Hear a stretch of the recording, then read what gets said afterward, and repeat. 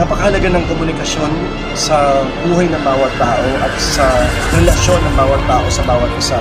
Open communication, yan ang mitsa ng pagkakaunawaan. Ibig sabihin, kapag walang bukas na komunikasyon na aapektuhan ang pagsasama o relationship ng bawat isa, minsan kaya may mga gera o may mga pag-aaway o may mga disagreements sa opisina man, sa community, sa bansa, sa mundo dahil sa hindi bukas na komunikasyon. Mahalaga rin na matuto ng tamang komunikasyon ang bawat tao para mas sigurado ang kanyang pagtatagumpay.